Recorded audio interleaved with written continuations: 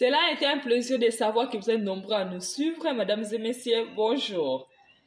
Ce 2 avril 2022, c'est l'ouverture de la session ordinaire du Conseil de l'économique et sociale, Assemblée consultative. Alors, Madame Odia a choisi le micro du Magie TV pour expliquer les messages clés du président. En tout cas, notre discours a été rendu dans le mot du président du Conseil économique et social. Et tout ce que nous pouvons vous demander, c'est de relayer le message, de sensibiliser toutes les parties prenantes. Avec les médias, vous avez ce pouvoir-là. Vous avez compris que le contexte n'est pas vraiment au rendez-vous pour que le développement durable pointe à l'horizon, au moment où ailleurs on réfléchit déjà à l'agenda 2060. Donc si déjà pour atteindre 2030 pour nous c'est difficile, comment est-ce que nous allons arriver à partir cet agenda comme d'autres pays le font déjà? Donc vous pouvez nous aider, continuer à aider la nation à relayer de tels messages, que ça ne reste pas seulement dans les 4e ici. Donc nous réitérons le message du président et que la population s'en approprie, toutes les parties prenantes. En 2 mots, quel a été le message clé du président? Le président a brossé les défis liés à la gouvernance, liés au développement durable. Il a parlé des programmes en cours comme les 145 territoires, l'éducation. Il a parlé des problèmes sécuritaires et surtout la partie est du pays où cela reste comme une problématique qui gangrène la nation. Mais aussi, il a touché le problème des minerais, de la manière dont nous devons les rentabiliser afin de créer les richesses et créer la classe moyenne, surtout que les jeunes ne demeurent pas chômeurs pour rester à la merci de tous amis. Très bien. Les notables de la province du Kwilu, l'honorable Rombo Fumani, a donné ses expressions à l'audition des réponses du vice-premier ministre de l'Intérieur. Suivez. Non, j'ai beaucoup aimé sa réplique. J'ai beaucoup aimé parce que, comme on dit, il faut avouer à moitié pardonner. Il reconnaît les erreurs qu'il avait commises. C'est une très bonne chose.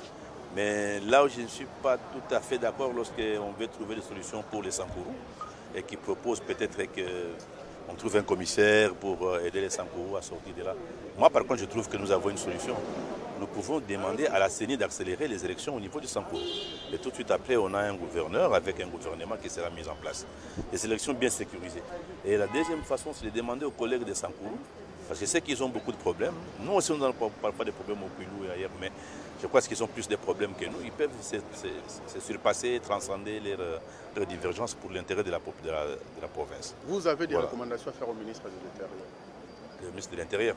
Moi, mes recommandations que je peux lui faire, c'est que je ne voudrais plus qu'il revienne sur des mauvaises choses qu'on a décriées. Oui. Par exemple, quand il a fermé l'Assemblée provinciale de Kwilu, il n'avait pas raison de fermer. Et il l'a fait. Il a fait, même il n'a pas fait officiellement, il n'a pas écrit. Mais sûrement, il a appelé la police là-bas, les généraux, pour leur demander de fermer. Parce que là où j'ai toujours été contre cette affaire-là, c'est parce qu'ils ont porté la main sur un député. Vous voyez, donc là, on ne se respecte plus dans un pays. À ce niveau de responsabilité, on ne peut pas frapper un élu du peuple. Donc là, ça m'avait dérangé sérieusement. Mais je pense que maintenant, avec les recommandations qui ont été faites par les collègues d'Haïti, je pense qu'il va... Non, il vient d'y avoir une tension dans votre chambre parce que le président Bosso a proposé que vous puissiez changer le règlement intérieur. Non, le règlement intérieur devrait être amendé. Il devrait être amendé, il devrait être modifié. Parce que vous avez vu que nous avons changé la majorité en cours. Hein? Et donc il y a des collègues qui se retrouvent pratiquement sans position, sans groupe parlementaire. Ils deviennent, par la force des choses, des non-inscrits. Nous devons arranger les choses. Mais vous ne voyez-vous pas que... Ça c'est un élément parmi tant d'autres. Un député en électron libre ne risquerait pas de se retourner aussi contre l'union sacrée. Mais comment les députés pas très... Un député est élu sur la liste d'un parti politique. Moi, je suis élu sur la liste de l'Arc-en-Ciel. Je ne peux pas être un électron libre. Je dois dépendre d'Arc-en-Ciel, sinon ça devient quoi finalement? Le vice-premier ministre de l'Intérieur, son Excellence Asselo Kito Daniel Wankoyi, remercie tous les députés de l'UDPS ainsi que sa base pour leur soutien indispensable. Suivez. Moi, je trouve ça normal.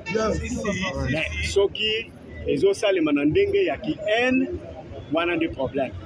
Mais dans tous les cas, nous allons sourire parce qu'il n'y a pas moyen d'éviter, il faut aller vers eux. Et je suis allé vers eux. Na lobeli bango na ndenge na kanisa ki kezali malamu soki pe moi liloba moko ya mabe, c'est l'occasion de le dire, et peut-être que kozala et que na lobeki yango kuna te na lobi yango je retire ça. Mais je ne pense pas que lelo na kokaki ko m'y adresser de façon non courtoise na ba député na biso. On a pensé en 2023 nazo lelana le canal wana avant que